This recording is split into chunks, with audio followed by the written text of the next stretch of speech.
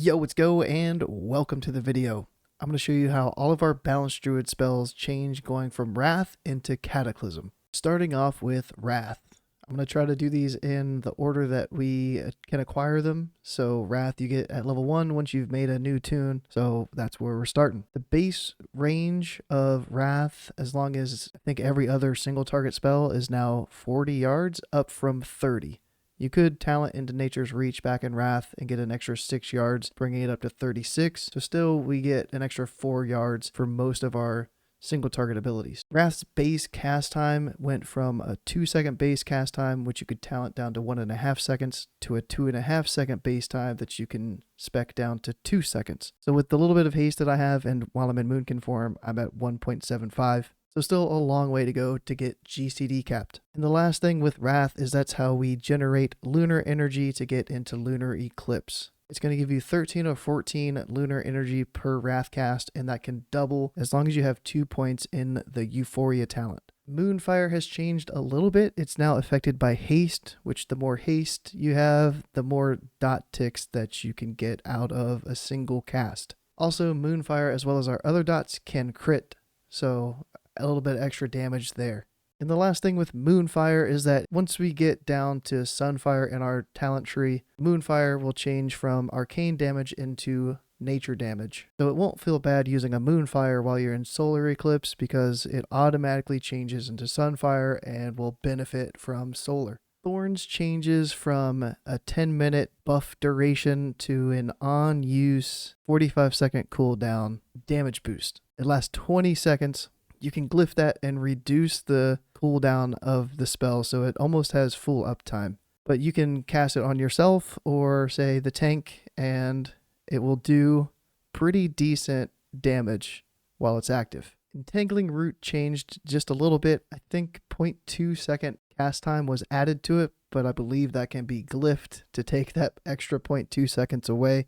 But now, as you can see, there's no damage happening from the Entangling Root spell itself. So it no longer does damage, still breaks from damage, but a nice way to CC adds in dungeons for 30 seconds. Starfire, similar to Wrath, its range got increased to 40 yards and it grants 20 solar energy, which can be doubled by the same Euphoria talent and grant 40 solar energy. And that's how we get into our Solar Eclipse. Moonfury is now baseline, and you can get this at level 10 once you choose to spec into the balance tree. And Moonfury now does a 10% damage increase to Arcane and Nature, as well as increases the critical strike damage bonus of your Wrath, Moonfire, Starfire, Starsurge, Insect Swarm, and Starfall by 100%, which we used to have to talent to get that extra critical strike damage. Starsurge is a brand new ability with a 2-second base time cast, 15-second cooldown, but you can get this to be an instant cast that would proc off of our dot damage. Starsurge is kind of weird because it grants lunar and solar energy, and it also benefits from solar and lunar eclipse. A pretty high damage spell. I haven't found myself casting it, but when it does proc an instant cast, I've been using it to help me get into lunar, solar, and also to do some extra damage when I'm about to exit lunar and solar eclipse. Eclipse at level 85 grants you 25% extra damage from your arcane and nature spells, and then mastery can increase that damage. So I have 29% extra damage from my mastery, bringing my eclipse bonus damage up to 54%. And the eclipses only proc once you have gotten to the end of either side of the eclipse bar. Omen of Clarity, pretty much the same thing. It's a passive ability. You don't have to buff yourself with it, and it has a chance to proc off of our spells and make our next spell cost 0 mana.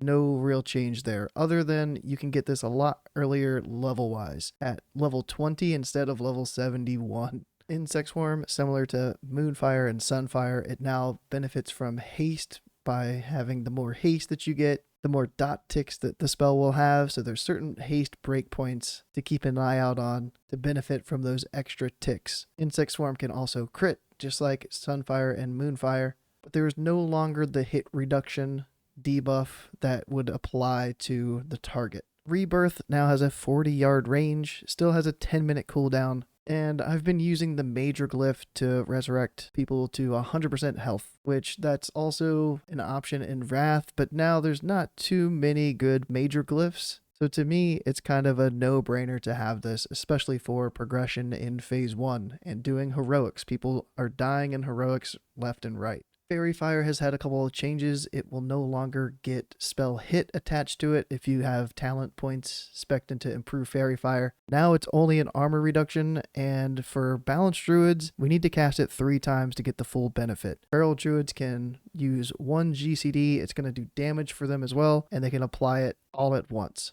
So I haven't really been using Faerie Fire because the armor reduction also applies to any of the other classes that can do the same 12% armor reduction, like warriors, rogues, I believe hunters too.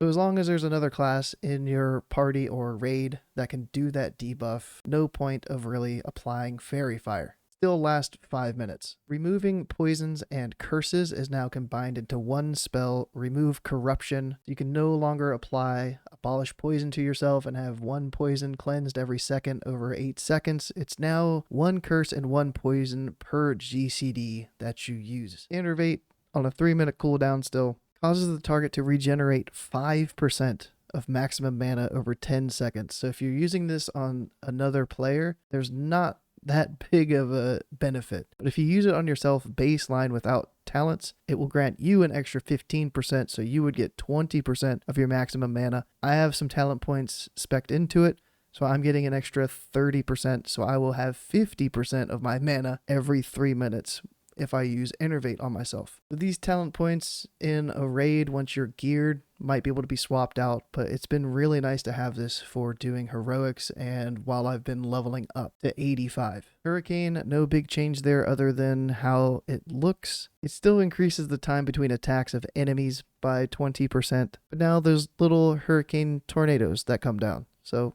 cool effect. We still have Hibernate, but an interesting thing about Hibernate is you can now use it on a Dragonkin or a beast, and it won't put you in combat with them. So you can see there, I didn't pull the other Skeletal Beastmaster, but I did put the Putrid Warg into Hibernate, and it lasts for 40 seconds. At level 50, we can now train Leather Specialization, which increases our primary attribute by 5%, while we're wearing leather in all of our armor slots. Cloaks no longer count as cloth, so don't worry about having a cloak that's not leather. But as Balance Druids, we will have an extra 5% intellect. And just to show you how much extra spell power that's going to grant, Mark of the Wild also grants 5% int. So if I buff myself with Mark of the Wild, I go from 5,056 up to 5,223. And that's about the equivalent of the Leather Specialization. Nature's Grasp, no real change there. It still has 3 charges,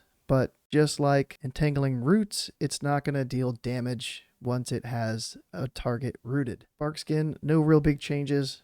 1 minute cooldown. All damage taken is reduced by 20%. It's off the GCD. And we can use this while we are stunned, frozen, incapacitated, feared, or slept. And last for 12 seconds. Cyclone, also no real change there. Still lasts 6 seconds. And then if you reclone 3, you clone a 3rd time, 1.5 seconds. And you have to wait until level 74 before you can train Cyclone. Mastery I already touched on a little bit, but the rest of the tooltip, other than increasing the damage, is that each point of Mastery increases the bonus by an additional 2% damage. And then a new spell that we won't be able to get access to in the pre-patch, only once we've hit level 85, is our mushrooms. You can pre-place your mushrooms before you enter combat, and it's not going to pull any mob, any boss, anything like that. They have a 40-yard range to place them, but the explosion is only in a 6-yard radius. So you have to have these positioned really well. You can place 1 mushroom, 2, or 3, but 3 is the maximum. And when you detonate, it will detonate however many you have spawned. I have 2 points in fungal growth, so when I detonate them, it leaves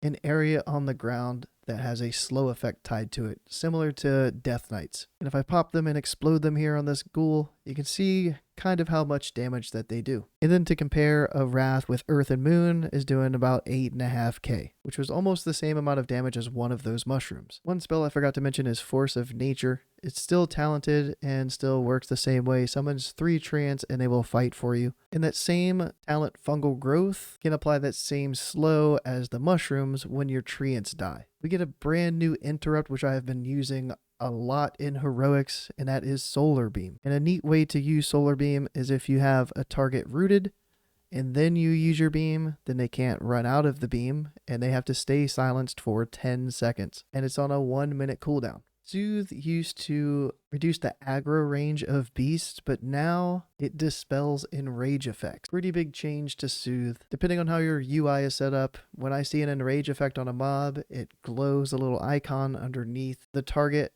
and I know that I can use Soothe and dispel that. Typhoon still works the same way. It's on a 20-second cooldown still and hits all targets in a cone in front of us in a 30-yard range. Still knocked back, still dazes, and you can still have glyphs to benefit Typhoon to eliminate the knockback, reduce the mana cost, and increase its range, which is only a minor glyph. I touched on it earlier when I brought up the leather specialization, but Mark of the Wild has changed a little bit. There's no longer a Gift of the Wild and Mark of the Wild. If you hit just this one Mark of the Wild, it will buff anybody in your party or raid. And it now changes to increase the friendly target's strength, agility, stamina, and intellect by 5%, and all magical resistances by 97 for 1 hour. This is the same effect as Kings now. And there's also a hunter pet that can apply the same buff. So if you're in the party with a paladin, then you would apply Mark of the Wild. The paladin would probably use Blessing of Might, which gives the Blessing of Wisdom effect. So if you see Blessing of Might, you're still getting that mana return from that. How could I forget Moonkin Form?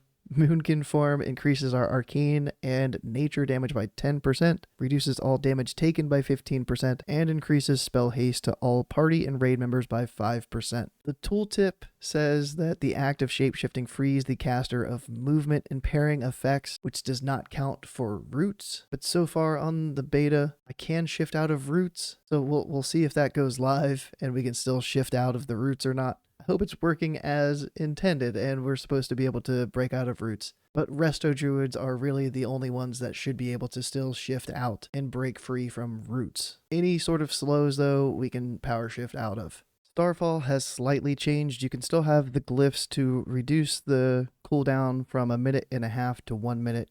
And there's also Glyph of Focus still to increase the damage and reduce the range of Starfall. The big change with this is there's no longer splash damage. And it also will not pull mobs unless you're already in combat with them. So if I were to hit Starfall right here, I'm well within the range to do damage to it, but I'm just not in combat. So as soon as I get in combat, the stars will start to hit, and you can see it's only doing 1 star's worth of damage. There's no longer the splash. And that is all of the spells that I can think of that I use as a Balance Druid and how they change going from Wrath into Cata. I plan on covering the talents pretty in depth as well in a separate video, as well as many other videos involving Balance Druid and Cataclysm, so keep an eye out for when those come out.